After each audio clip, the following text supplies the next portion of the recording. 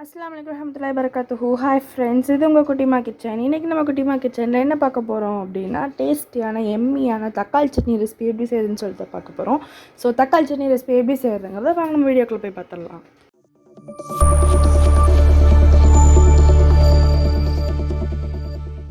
கடாயில் 2 ஸ்பூன் எண்ணெய் ஊற்றிக்கலாம்.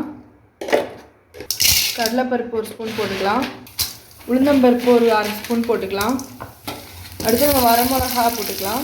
வரமிளகாயும் பச்சை மிளகாயும் போட்டுக்கலாம். அடுத்து ஒரு அரை வெங்காயம் கட் பண்ணி வச்சு நம்ம போட்டுக்கலாம். அடுத்து தேங்காய் கொஞ்சம் சேர்த்துக்கலாம். அடுத்து இப்போ நம்ம தக்காளி வந்துட்டு இப்போ கட் பண்ணி வச்சுருக்கோம். கட் பண்ணி வச்ச தக்காளியை வந்துட்டு நம்ம சேர்த்துக்கலாம். இப்போ தக்காளி நல்லா வேகிறதுக்கு உப்பு 1 ஸ்பூன் சேர்த்துக்கலாம். இது எல்லாத்தையும் வந்துட்டு நம்ம நல்லா கலரி விட்டுக்கலாம். தக்காளி நல்லா மசிஞ்சு வேகணும். அடுத்து இப்போ நம்ம கொத்தமல்லி தழை கொஞ்சம் கட் பண்ணி போட்டுக்கலாம். எல்லாமே வந்துட்டு 2லேருந்து 3 நிமிஷம் குக்காத வரைக்கும் நல்லா வேக வச்சுக்கலாம். தக்காளியோட பச்சை வாசனை போகிற வரைக்கும் நம்ம நல்லா வேக வைக்கணும்.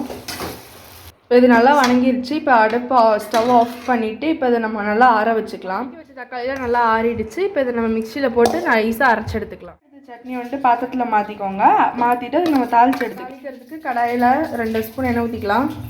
இப்போ அடுத்து கடுகு 1 ஸ்பூன், கடலைப்பருப்பு 1 ஸ்பூனு, உளுந்து 1/2 ஸ்பூன் போட்டுக்கலாம். இப்போ கடுகு நல்லா பொரிஞ்சோடனே நம்ம கருவேப்பிலையை போட்டு நல்லா இப்போ இறக்கிடலாம். நம்ம அரைச்சி வச்ச சட்னிக்கெலாம் தாளிச்சதெல்லாம் கொட்டிடலாம்.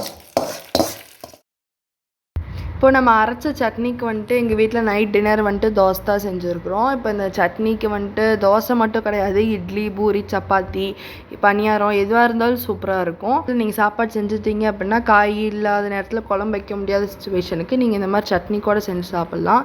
அந்த காம்பினேஷனும் உங்களுக்கு வந்துட்டு நல்லாயிருக்கும். இது சட்னியை வந்துட்டு நீங்கள் வீட்டில் செஞ்சு பார்த்துட்டு எப்படி இருந்துச்சுங்கிறத கமெண்ட்டில் சொல்லுங்கள். இந்த வீடியோ உங்களுக்கு பிடிச்சிருந்தால் லைக் பண்ணுங்கள், ஷேர் பண்ணுங்கள், சப்ஸ்கிரைப் பண்ணுங்கள். தேங்க்ஸ் ஃபார் வாட்சிங். அஸ்ஸலாமு அலைக்கும் வரஹ்மத்துல்லாஹி வபரகாத்துஹு.